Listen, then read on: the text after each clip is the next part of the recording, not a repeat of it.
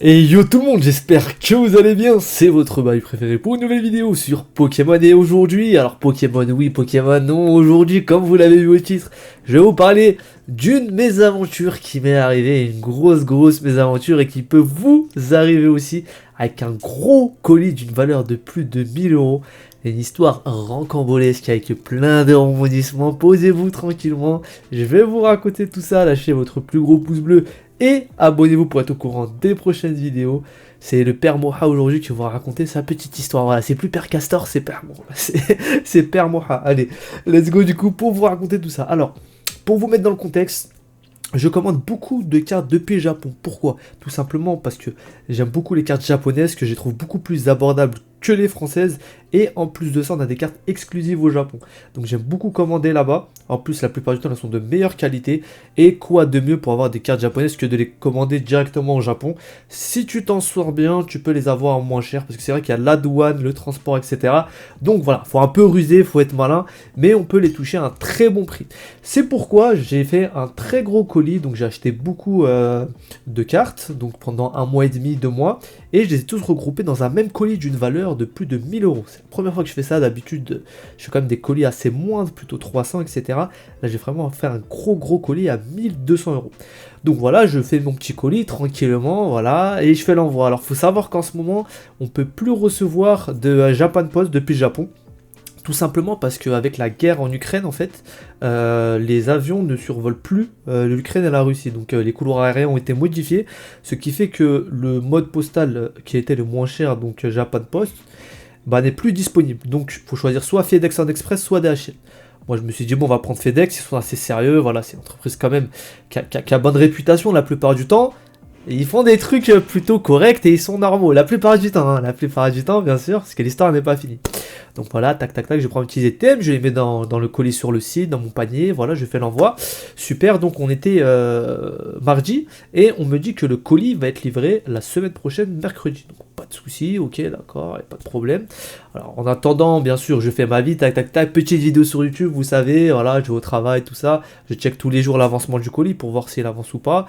Alors le colis, il voyage plus que moi, que j'ai voyagé dans toute ma vie. Hein. En une semaine, il fait Dubaï, il fait tous les Émirats, il passe un peu partout en Italie, et après elle arrive donc en France. Alors elle arrive en France, je crois, le lundi. Donc lundi, je me dis, cool, il arrive, voilà. Si la douane le chope pas pour le mettre sur le côté pour fouiller dedans plus précisément, et bah, normalement, je devrais le recevoir le mercredi comme prévu, parce que la date de livraison, c'était normalement mercredi. Et donc, qu'est-ce qui se passe le lendemain? Retenu à la douane pour contrôle. Voilà. Bon, pour inspection, du coup, en gros, ce qu'ils font à la douane, c'est qu'ils prennent des colis, apparemment, ils les mettent dans une pièce qui est scellée pour tout ce qui est FedEx, et c'est en libre accès pour qu'ils viennent en fait regarder les colis, les fouiller, etc. Donc, le mien, il faut savoir que c'était un colis qui venait du Japon, donc Japon forcément électronique la plupart du temps. Il faisait 1 kg et puis voilà, la valeur déclarée elle était plus basse que la valeur des cartes évidemment parce que si tu déclares 1200 balles à la douane tu vas payer 250 euros de taxes etc, donc c'est beaucoup trop gros la plupart du temps. Donc voilà, j'attends. Le colis du coup au bout de 3 jours ressort de la douane, donc normalement j'aurais été livré le mercredi, et là le colis mercredi sort de la douane. Donc bon, c'était mort pour être livré le jour même, mais c'est pas grave. Donc il arrive jeudi chez FedEx. Donc jeudi dans l'entrepôt FedEx. Je me dis cool, livraison vendredi avant 18h. Ok, nickel. Donc voilà, le temps passe, tout ça, moi je check, moi voilà, je boue un peu intérieurement, j'attends que mon colis arrive, parce que ça fait 2 mois que j'ai commandé ces cartes-là, et bah, j'ai envie de les avoir, quoi. En plus c'est un gros colis, j'ai envie que tout se passe sans accroc, que ça se passe bien, etc. Le lendemain, je regarde, donc rien. Bon, pour l'instant, on a jusqu'à 18h. À 15h, je reçois une petite notification, votre colis a été livré. Je regarde comme ça, écrit livré et signé par A.HF. Je vous mettrai le screen. Comment ça A.HF? Moi je m'appelle Mohamed. Il n'y a pas de M dans A.HF. C'est qui ce A.HF? Donc j'étais en télétravail, hein, vous savez, télé, tac, travail, hein, les deux. Hein. Donc je prends mon téléphone, je dégaine mon téléphone, j'appelle FedEx. Donc bonjour, oui, donnez-moi votre numéro de commande, machin. Et j'explique mon problème et je vous avoue que sur le coup, j'étais pas bien. Mais bon, la personne au téléphone, elle s'en foutait, elle doit recevoir 150 des appels par jour comme ça. Et du coup, elle me dit, on va ouvrir une enquête sous 48 heures. Mais je lui dis, mais ça fait une demi-heure, le colis, il a été volé. Le mec, il est encore en tournée, là, il est encore en train de faire sa tournée. Vous pouvez l'appeler, vous savez c'est qui. Vous pouvez lui dire il est où le colis. Elle me dit, non, on peut rien faire et tout, 48 heures pour une enquête.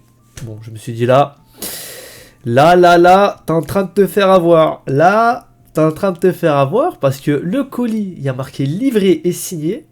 Si tu signales pas qu'il y a un problème au bout de 2-3 jours, et en fait, plus le temps passe et plus le colis sera perdu entre guillemets. Parce que le mec là, il est encore dans son camion, c'est sûr, il a pas fini sa tournée. Il y a personne qui finit de tourner à 15 h. Et pour le coup, le mec, il l'a encore dans son camion en fait. Il l'a encore dans son camion forcément. Donc, s'il y a quelqu'un qui arrive à l'appeler, FedEx, parce que c'est peut-être eux qui l'embauchent, c'est peut-être leur responsabilité. Et normalement, le colis, voilà, le problème est réglé directement. Mais si j'attends 3-4 jours, le mec il peut dire, ah ouais, mais le colis, je l'ai posé dans le box et tout, je sais pas où il est, c'est parce qu'ils ont des gros entrepôts, donc peut-être il peut être perdu. Donc voilà. Ni une ni deux, qu'est-ce que je fais? Je dis que j'ai une urgence au travail, je suis obligé, parce que je vous avoue qu'un colis de plus de 1000 balles, moi je laisse pas ça comme ça. Donc je quitte le travail plus tôt. Je tape l'adresse, tac tac tac, dans le 9-1. J'avais de la chance entre guillemets parce que l'entrepôt il est à 35 minutes en transport, sachant que je suis pas véhiculé, je suis un piéton. Et ouais, c'est le problème des gens qui habitent près de Paris et qui ont toujours eu des écoles ou un taf en banlieue parisienne, c'est que en fait la voiture, tu te manges juste les embouteillages avec, donc tout le monde prend les transports. Et du coup, j'arrive là-bas, voilà, je tombe sur une personne très sympathique à l'entrée, il me dit, moi je suis pas de FedEx, je lui explique la situation. Donc voilà, mon colis il a été volé, regardez. Je dis volé, moi pour moi c'est volé, je vous le dis directement, on peut avoir des excuses derrière. Normalement un colis signé, jamais doit être livré et signé. C'est impossible. C'est impossible, livré et signé par quelqu'un d'autre, ça n'existe pas. Donc pour moi il est volé. Je regardais le colis, il est volé, voilà. Et il me dit normalement je peux pas vous laisser passer, mais je peux, par contre il faut une pièce d'identité. Et je lui dis mais j'ai pas de pièce d'identité, j'ai que la numérique, parce qu'en fait moi j'étais dans un état... J'étais prêt à balayer le premier livreur FedEx que je voyais sortir de l'entrepôt. Je vous dis la vérité, à ce moment-là, dans ma tête, j'ai réfléchi, je disais, dès que je vois un livreur sortir, je l'attrape. Je vous jure, faut pas faire ça, faut pas faire ça. Mais voilà, vous comprenez, 1000 balles, enfin 1002, c'est un SMIC. Donc le colis, il est perdu, voilà. Donc il me dit, je peux pas et tout. Il me dit, moi si je vous laisse passer, moi je suis pas de FedEx, je suis de la sécurité, donc des sous-traitants, normal.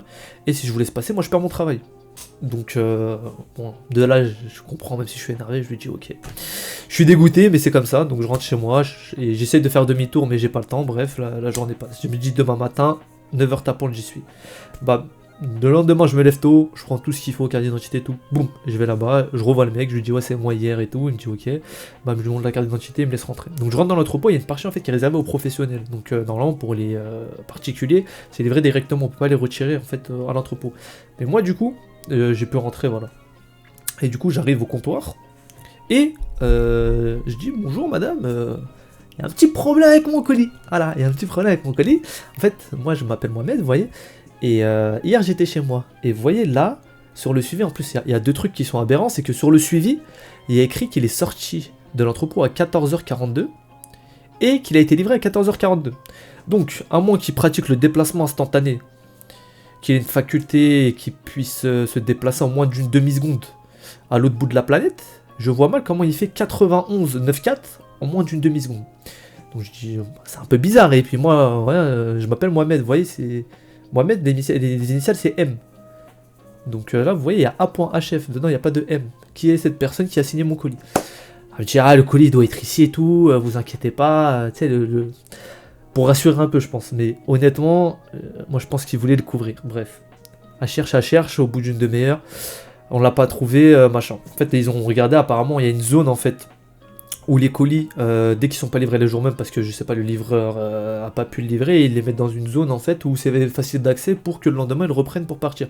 En fait, pour moi, ça tient pas, ça. Elle m'a dit que, des fois, le livreur, il scannait le code pour finir sa tournée, et pour pouvoir rentrer chez lui, mais le mec, il a signé moi-même. Enfin, il a signé mon truc, enfin, c'est pas normal, bref. Donc, de là, il y a une autre personne qui arrive, je lui explique encore la situation, il me dit ok, on va chercher. Et là, il y a 4-5 personnes dans l'entrepôt qui commencent à chercher pendant 1 heure mon colis. Et moi, je suis toujours avec la dame de l'accueil, je lui dis mais madame, quand quelqu'un scanne, quand un livreur scanne, vous savez c'est qui scanne quand même? Vous avez le nom de la personne? Elle me dit oui. C'est un mec de chez vous, je lui dis, c'est un mec de chez FedEx. Elle me dit oui, oui, oui. Parce que vous savez, par exemple, Amazon, ils utilisent des sous-traitants, des autres sociétés, des prestataires, donc ils n'ont pas trop de contrôle dessus, quoi. Ils peuvent juste dire, ouais, vous nous avez volé tant de colis, mais en vrai, la plupart du temps, ils s'en foutent quand c'est un colis ou deux. Mais là, c'est vraiment des mecs de chez eux, donc en fait, le responsable, à tout moment, il dégaine son téléphone, il appelle le mec, il lui dit, tu fais quoi, gros, tu vois. Parce que c'est son responsable, alors que le mec de chez Amazon, s'il appelle le sous-traitant, il doit passer par son responsable, etc., etc. Là, c'est direct. Elle dit, attendez, je vais dire à mon responsable de l'appeler. Donc à part, elle revient. Je lui dis, votre responsable, du coup, il m'a dit, il répond pas, on l'a appelé 2 fois. Et là, il y a un collègue qui arrive, à elle. Donc il dit, ouais, il y avait quoi dans le colis? Bon, normalement, j'aurais dû pas lui dire, mais je lui ai dit. Je lui ai dit, il est comme ça et tout, il y a des cartes de collection d'Amdi Pokémon. Je dis, ouais. Il me dit, ah, il était peut-être fan lui aussi. Moi, je vous avoue que sa blague, elle m'a fait zéro rire. J'avais envie de le balayer quand il m'a dit ça. J'ai dit, moi, j'ai payé pour un service, je veux mon colis, je veux pas de remboursement. Parce que comme je vous l'ai dit, j'avais sous-évalué le truc, et puis même si je l'avais sous-évalué pas, moi je voulais mon colis, je voulais pas de remboursement, même si j'aurais mis la vraie valeur. Il retourne, tac tac tac, et puis miraculeusement, au bout d'une demi-heure, il y a le responsable qui sort avec mon colis, ouais il était tout au fond, écoutez, désolé et tout. Et entre temps en fait, dans la mirette de collègues qui sont passés à eux, il y en a un, il a regardé les scans et il a dit mais c'est bizarre, il a scanné 2 colis au même endroit dans une rue, je sais pas où, et il les a tous les deux signés. Et il y en a un qui est dans l'entrepôt et l'autre le mien il le trouve pas. Donc, bon. Avec tous les éléments que je vous ai donnés, vous comprenez que c'est bizarre cette situation. Vous comprenez que c'est une situation un peu bizarre, on va arriver à la conclusion après. Donc il me donne mon colis, moi j'étais content sur le coup. Je prends mon colis, je m'en vais, je signe et tout. Maintenant, en remettant tout dans ma tête, pour moi ça s'est déroulé comme ça. Le mec, il a... vous vous rappelez, à jeudi à 2h du mat, le colis il est arrivé à FedEx. Il a attendu de le livrer vendredi après-midi pour que ça soit juste avant le week-end, pour qu'il soit entre guillemets en pause. Enfin, il soit en congé. Le truc, c'est qu'il a attendu du coup vendredi à 15h, mais moi j'ai chopé, enfin je regardais tout le temps le suivi, moi comme je vous ai dit, moi j'étais matrixé par le colis, je regardais tout le temps le suivi. Du coup j'ai vu direct. Et heureusement que je suis allé sur place, parce que sinon j'aurais jamais eu mon colis, parce qu'il était considéré comme livré et signé. Signé par qui, je ne sais pas, mais il était considéré comme livré et signé. Ma théorie, c'est que le mec, il a donc voulu voler mon colis, il l'a pris, il l'a mis dans son camion, il l'a chargé, il l'a scanné dans une ruelle. Quand il est rentré au dépôt, il l'a caché, voilà, tout au fond du dépôt, ou il l'a laissé chez lui. Après, il attendait en fait s'il y avait une réclamation. Pas si au bout de 3-4 jours, il n'y aurait pas eu de déclaration, parce qu'il y a des gens qui partent en vacances, qui sont pas là, qui font pas attention, qui ont d'autres choses à faire, ce qui est tout à fait normal que survient un colis qui arrive. Et bah, il l'aurait volé en fait. Il l'aurait tout simplement volé, il l'aurait pris, il l'aurait gardé chez lui. Il y a beau y avoir des caméras chez FedEx ou quoi que ce soit, à partir du moment où il n'y a pas de réclamation, il n'y a pas de recherche. Donc si la personne, au bout de 4-5 jours, a dit ouais mais mon colis je l'ai pas reçu, il y a marqué mais si c'est livré et signé. Elle va dire oui mais c'est qui a signé? Et à partir de ce moment-là, je sais pas comment ça va partir, mais quand c'est signé même par quelqu'un d'autre, je crois que de toute manière, ils n'en ont plus grand chose à faire. Et bah cette personne-là l'aurait volé. Donc moi j'ai 3 théories. La première c'est qu'il l'avait dans son camion, le responsable il l'a eu au téléphone, il lui a dit tu ramènes tout de suite le colis. En gros il voulait chourer, et du coup il l'a ramené, c'est pour ça que Alors en gros j'ai attendu 2 heures là-bas, 2h30. 2h30 de mon temps perdu là-bas, j'ai dû partir aussi plus tôt le jour d'avant du travail. Donc moi je vous avoue que tout ça, j'aurais préféré éviter. 2h30, ouais, peut-être le mec est venu chez lui du coup alors qu'il était en congé pour ramener le colis. Peut-être qu'au final il lui a dit que le colis il était derrière là-bas, voilà. Ou peut-être que c'est la personne, son collègue, enfin il y a un de ses collègues en fait, qui était dans le coup, entre guillemets, parce que je pense pas qu'il était tout seul, et qui lui a dit, là ça chauffe, il y a tout l'entrepôt en train de chercher un colis, est-ce que c'est toi? Et il est où le colis? Et donc cette personne-là l'a trouvé miraculeusement. Parce que si c'est le responsable qui est venu me ramener le colis, ça veut dire qu'il y a quelque chose quand même. Le responsable était au courant. Vous voyez, c'est pas un collègue qui allait chercher, qui a dit ah c'est bon il est là. Ils ont cherché pendant 2 heures et c'est le responsable qui est venu le ramener. Donc je pense que quelqu'un a dû rendre des comptes, il était où le colis, pourquoi, machin. Et lui il a couvert son employé derrière. Il m'a dit ouais non il était juste derrière machin, mais moi j'y crois pas du tout. Parce que déjà, usurpation au niveau de la signature. Moi je vais voir, je vais essayer de les appeler pour voir c'est qui, parce que sur le coup, j'étais content de recevoir mon colis, mais je vais pas me laisser faire, parce que c'est hors de question qu'il y ait quelqu'un qui signe mes colis à ma place, déjà, premièrement. Et je vais voir aussi si je peux pas avoir son nom, parce que je suis en train de me demander si je peux pas porter plainte ou faire des trucs comme ça, parce que honnêtement, j'ai pas envie de casser la tête aux gens, mais c'est hors de question que des gens se permettent de voler des colis comme ça et de les garder. Voilà. Après moi c'est ma théorie, il y en a peut-être qui vont me dire non pour moi c'est pas ça, mais à partir du moment où un colis est livré et signé par je ne sais qui, je ne sais où, que le mec est en congé le lendemain et qu'il n'y a pas de réponse, moi Moi, pour moi, voilà, il y a anguille sous roche, c'est clair et net. Normalement, le colis, s'il aurait pas pu le livrer, il aurait été juste dans la zone juste à côté où ils auraient pu le livrer le lendemain, et puis c'est tout, les ont cherché pendant 2 heures, donc voilà. Donc, finalement, j'ai eu mon colis, donc ça se finit bien, entre guillemets, mais comment je vais faire la prochaine fois si je prends FedEx? Est-ce qu'ils vont me voler? Est-ce qu'ils vont me truquer? Donc moi je vais essayer d'avoir plus d'informations, je vais les appeler, j'ai pris leur numéro. Et ce qui est sûr, c'est qu'ils vont entendre encore parler de moi. Donc ne vous laissez surtout pas faire. Si vous avez un colis qui est volé, ça peut arriver à n'importe qui. Ne vous laissez surtout pas faire. Les services clients au téléphone, ils servent à rien, je vais pas vous mentir. Juste à déclarer. Pour le coup, j'ai de la chance d'avoir pu en fait aller sur place. Je pense que c'est le seul truc qui est valable entre guillemets parce qu'ils peuvent appeler directement la personne, etc. Et en plus, c'était juste le lendemain, le matin.